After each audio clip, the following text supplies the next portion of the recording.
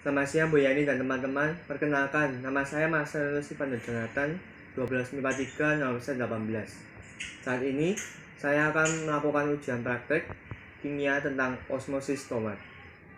Tujuan melakukan praktikum osmosis tomat ini adalah untuk mengetahui lebih dalam pengertian osmosis dan menguji efek yang terjadi dari berbagai larutan pada osmosis tomat. Alat dan bahan yang dibutuhkan adalah air 4 buah gelas, cuka 1 buah sendok, 4 buah tomat, gula, garam, dan kertas label. Yang pertama, kita menuangkan air ke masing-masing gelas.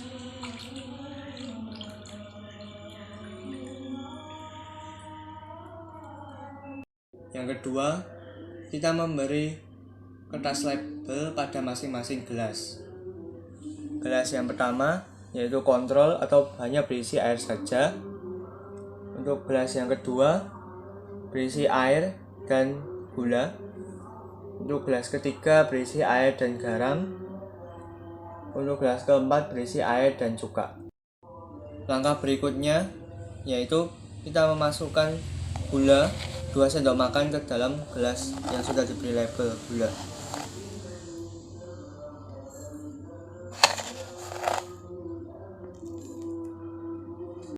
Garam 2 sendok makan diberi pada gelas yang berisi label garam.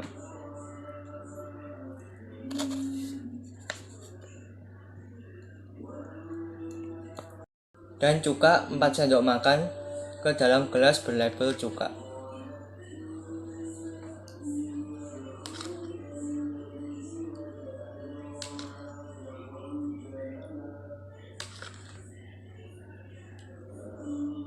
Melakukan pengadukan terhadap garam, gula, dan cuka hingga semuanya terlarut. Saya beri contoh pada garam ini ya.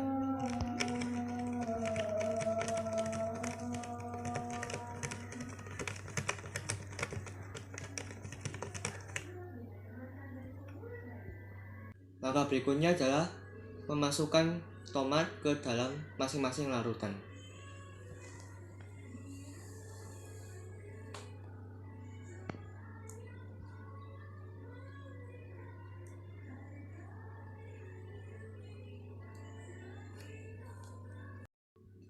Kita tunggu hasilnya selama 24 jam ke depan. Jadi setelah kita mengamati selama 24 jam, mari kita lihat bersama hasilnya. Yang pertama, untuk kontrol atau hanya air saja, mari kita ambil tomatnya. Ya, tomatnya masih keras, ya, sangat keras, dan tidak terjadi perubahan apapun di sini.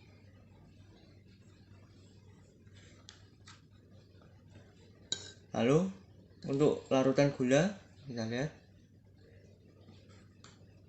Untuk larutan gula, ya menjadi sedikit lembek dan sedikit kisut juga, namun juga licin.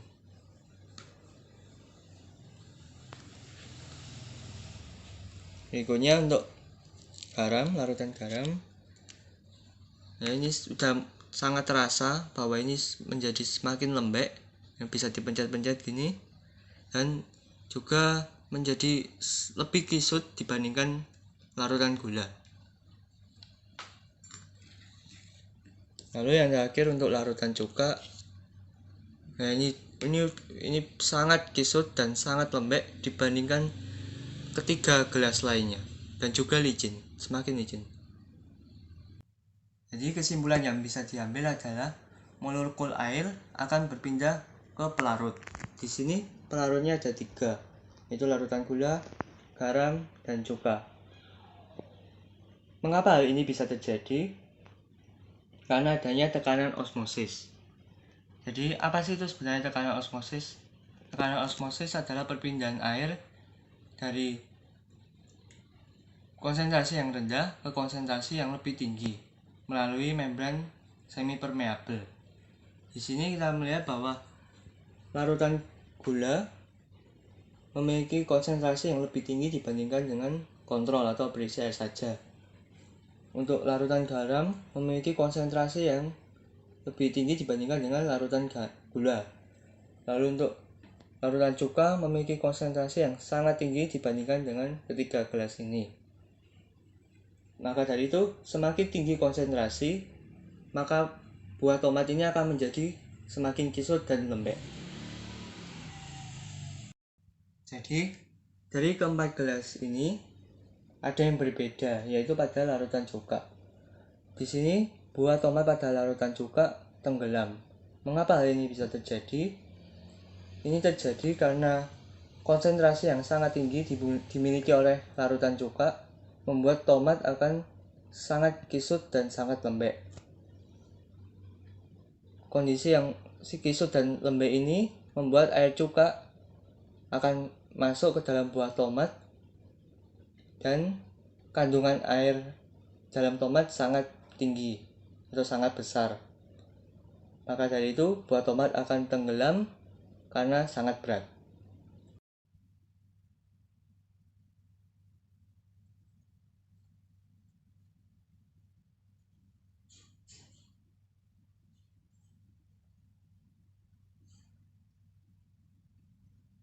Inilah hasil percobaan tentang osmosis pada tomat. Tetap menjaga kesehatan dan menerapkan 3M. Sekian dari saya, terima kasih.